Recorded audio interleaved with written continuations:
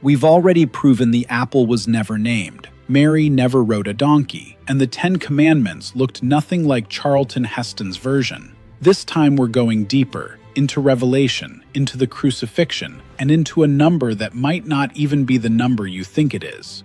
These aren't casual Sunday school myths anymore. These are the ones that show up in horror movies, end-time sermons, and heated arguments online, and almost none of them hold up against the actual Greek text. 10 more myths, all checked against the original Greek and Hebrew. Let's start with a number confusion that's been happening in churches for centuries. Number 1. Ask most people how many plagues struck Egypt in Exodus, and you'll get different answers, because people constantly mix up the 10 plagues of Exodus with the 7 plagues described later in the book of Revelation. They are not the same event, thousands of years apart, in 2 completely different books. Exodus 7 through 12 lists exactly 10 plagues: blood, frogs, lice, flies, livestock disease, boils, hail, locusts, darkness, and the death of the firstborn. Revelation 16 describes 7 separate bowls of divine wrath poured out in a completely different narrative, written more than 1,000 years later, describing an entirely different prophetic vision. The confusion happens because both stories involve divine judgment through plagues, and countless sermons, films, and video games reference biblical plagues generically without specifying which set. Cecil B. DeMille's own 1956 film only dramatizes the Exodus plagues. The Revelation bowls have barely ever been put on screen at all. Number 2. Armageddon. The word gets used constantly to mean the end of the world, total global destruction, the final battle between good and evil. Here's what almost nobody realizes. Armageddon is actually the name of a real, physical place. The word comes from the Hebrew Har Megiddo, meaning Mountain of Megiddo. Megiddo is a real archaeological site in northern Israel, strategically located near a major ancient trade route, which is exactly why so many historical battles were fought there. Revelation 16:16 simply says armies will gather there. The chapter never actually describes the battle itself in detail. Archaeologists have found evidence of dozens of real battles fought at Megiddo across thousands of years, going all the way back to ancient Egyptian and Canaanite conflicts, which is likely exactly why Revelation's author chose that location symbolically. The word Armageddon isn't a description of the apocalypse. It's a place name borrowed for its history of war. 2 down. The next one is about the actual crucifixion, and it's a detail that's still hotly debated by archaeologists today. Number 3. Every crucifix, every painting, every film depicts nails driven through the palms of Jesus' hands. It's probably the single most reproduced image in the history of Western art. Many historians argue that's unlikely, though the actual placement is still debated among archaeologists. Archaeologists have found actual crucifixion victim remains, including a famous 1968 discovery near Jerusalem called the Yehohanan heel bone, with a nail still lodged through the ankle, confirming feet were nailed. As for the hands, some researchers argue palm tissue couldn't support a hanging body's weight and point to wrist placement, while other more recent studies argue for nails through the hands, with ropes supporting the arms. The debate is ongoing. The Greek word used in the Gospels, care, literally means hand. There's no separate Greek word for wrist anywhere in the New Testament. Some scholars argue the term was used broadly enough to include the wrist and lower forearm in certain contexts, but the text itself never actually specifies which part of the hand was pierced. Number 4. Doubting Thomas, the disciple who supposedly had to physically touch Jesus' wounds before he'd believe the resurrection. That's where the whole phrase comes from.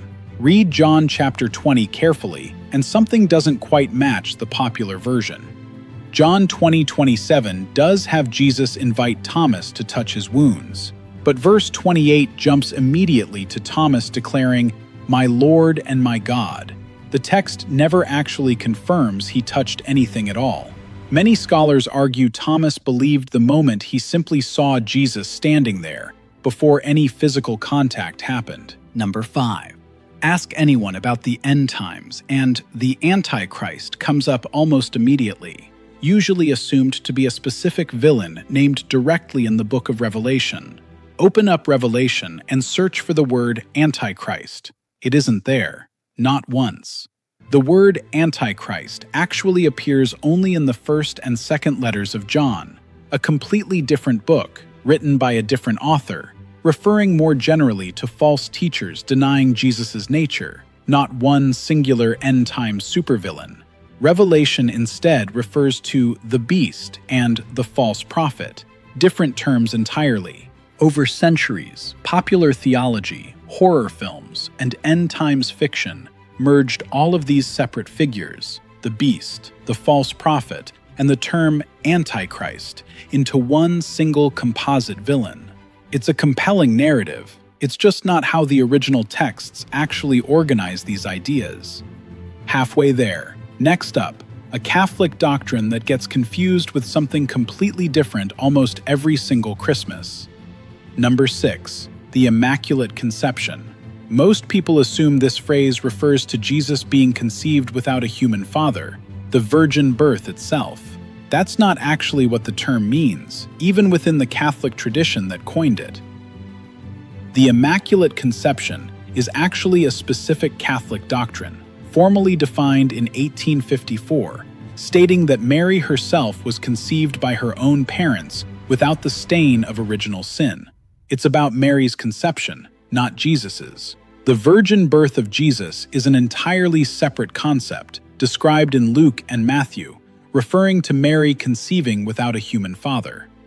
Number 7. The Rapture. Believers suddenly disappearing, taken up to heaven before a period of tribulation begins. It's a massive part of modern end-times theology, entire book series, entire film franchises. Go ahead and search your Bible for the actual word rapture. You won't find it. The word rapture never appears in any original Bible manuscript. It comes from the Latin word rapturo, related to rapere, meaning to seize or to catch up, used in later Latin translations of 1 Thessalonians 4:17, which describes believers being caught up to meet Christ. The specific theological framework of a pre-tribulation rapture was largely developed much later, in the 19th century, by theologian John Nelson Darby. Number 8. Lot's wife looks back at the destruction of Sodom and instantly turns into a pillar of salt. Most retellings frame this as a simple punishment for physical curiosity, just a glance. Many scholars argue the original Hebrew implies something considerably deeper than a casual peek.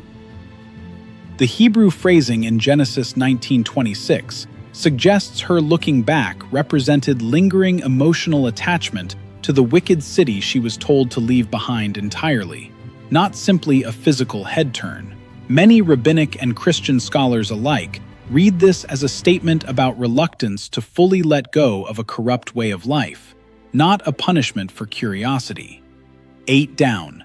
These last two involve a wedding miracle and a number that might not even be the right number. Number 9. Jesus turns water into wine at a wedding in Cana, famously described as his first miracle. Most people take that literally, assuming it's the very first supernatural act he ever performed in his entire life. John's own wording is more specific than that. John 2:11 specifically calls it the first of his signs, a specific Greek term, semeion, used only in John's Gospel to describe public miracles that revealed his identity. It's not a universal claim covering every possible miracle across all 4 Gospels, some of which describe different events with different orderings and audiences. Number 10. 666, the Mark of the Beast, one of the most universally recognized numbers in Western pop culture, referenced in horror movies, heavy metal album covers, and countless internet jokes. Here's something that surprises almost everyone. Not every ancient manuscript actually says 666. Papyrus 115 an early manuscript fragment of Revelation dating to around the 3rd century, actually reads 616 instead of 666. Early Christian writers, including Irenaeus in the 2nd century, were already aware of this exact manuscript variation and debated which number was the original, correct reading. Both numbers were likely generated using gematria, an ancient practice of assigning numeric values to letters. Most scholars point to Emperor Nero as the target in both cases. 666 and 616 come from two different transliterations of Nero Caesar into Hebrew, depending on spelling convention. The number of the beast may have originally been a coded political statement about a specific Roman emperor, not a mystical universal constant. So look, the 10 plagues and Revelation's 7 bowls are completely different events. Armageddon is a real place, not the apocalypse itself. The exact nail placement in the crucifixion is still debated by archaeologists. Thomas may have believed before he ever touched anything. The Antichrist isn't named in Revelation at all. The Immaculate Conception is about Mary's own birth. The word rapture isn't in the Bible. Lot's wife represented deeper attachment, not just curiosity. The wedding at Cana was Jesus' first public sign, not necessarily his first miracle ever. And 666 might actually be 616, both likely pointing to Emperor Nero. 30 myths now, across 3 videos, all traceable to specific manuscripts, specific historical decisions, and specific translation choices, including, in a few cases, genuine, ongoing scholarly debate. This isn't about tearing anything down. It's about the enormous, fascinating gap between the text people quote from memory and the text that's actually sitting right there on the page. And there's already a list forming for a 4th video, including whether Jesus actually said, "Love the sinner, hate the sin," the real number of people at the Last Supper, and a detail about hell that gets completely reinvented by Dante and popular culture. If you want to go there next, you already know what to do. Comment below, which one of these 10 actually surprised you? My money's on the 666 versus 616 one. Hit subscribe if you want part 4, and send this to whoever still thinks rapture is a Bible word. See you in the next one.